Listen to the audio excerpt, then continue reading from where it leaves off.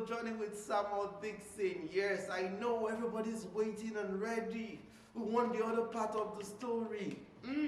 For some of you that are yet to subscribe, please do share the video. Call your friends to come and let's enjoy the story together. Now just jump into it. Boom. So I said I was giving everything in this relationship. Sincerely, she tried. But because it was one-sided, I never knew it was one-sided. She was trying on her part. I kept on pouring. Have you ever been in a relationship whereby you will be scared of calling your girlfriend? Because you feel everything she says, she's right. There was a time she actually told me, never you call me once it's past 11. I was like, what? I did not say anything. I felt so dumb, but in my own mind, I thought it was all love. It was love. And I kept on swallowing every insult that comes with it. Please.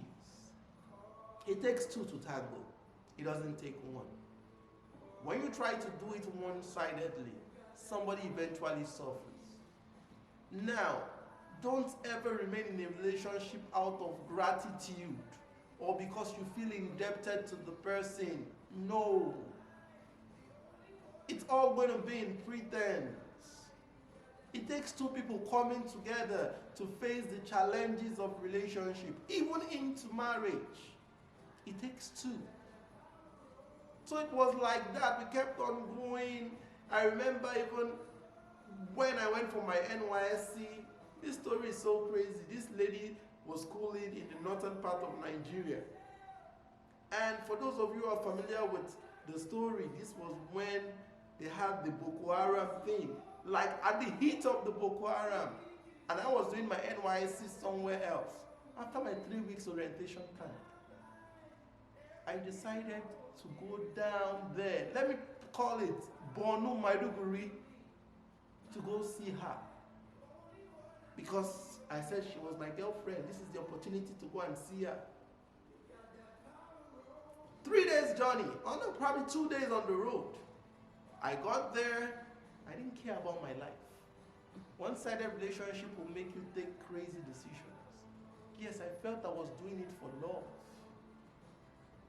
But if it was mutual, it would probably have been worth it. Maybe she would have told me, please, it's not worth risking your life. My parents thought I was still in camp. They did not know I went OHA just to go and see a girl. I was there. She told me, we have a discussion. So imagine, you went to see a girl and she left for a discussion. And I was alone there in her house while she was away for excursion. All in the name of love. I have suffered. But it all boils down to what I'm trying to say by sharing my story. It was one-sided, but I never knew it from that point. And she left, she came back. I was trying everything possible. But while we were together, there was this sense of friction. There was no mutuality. Friction of one person trying to please the other person, and the other person not trying to say no because she feels he has done too much for me to just let him go. But that's not true love. So, we were like that. The stay was not interesting. Most of the time I would have to leave her place and go hang out with some new friends that I met there. I remember she accusing me one night that you come back to the house late every day. Do you have a new girlfriend here? Just because it was one-sided. And all I did was just hanging out with a printer by the road.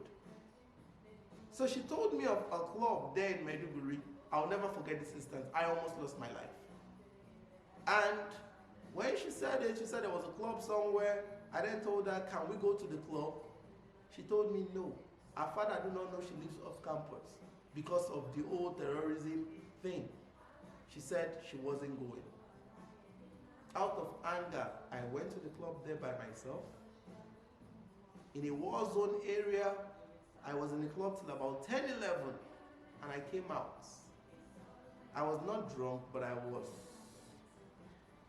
had a couple of bottles. And while I was walking alone from afar, the military men just point light at me from afar and with guns saying, if you move, we shoot. Now this sounds funny, but it was the real thing. At that point, I was kind of tipsy, and I said to myself, if I move, they will shoot. If I don't move, they will still shoot. So I still moved. I walked close to them, and they were like, where the hell are you coming from, and what are you doing here? Where is your ID? I brought out my NYSC ID. For those of you who don't know, NYSC is a program every university college graduates do in Nigeria for 1 year. So basically, you are being trained for 3 weeks by the military before you go and then teach or give your services to people. So I was there and they saw my ID. The soldier said, you're serving in Niger State. What are you doing here? And that was how they let me go. I found my place there. My friend told me, they would have killed you. Maybe you are trying to be Lagos boy. You have power. And I still did not see all this. Let me fast forward the story. I left. I was still trying to love her by all means. Then I lost my dad that same year. And as a result of losing my dad, she came to visit. That was when she dropped the bomb. She told me, you said you want to marry me, right? Your dad just died. You don't have a job. How is it going to happen? I'm going to let us continue the story for the next episode. Stopping at that point, your dad just died. You don't have a job. How do you want us to marry? How did the story end? I'll let you guys know in the next episode. I love you guys and see you next week.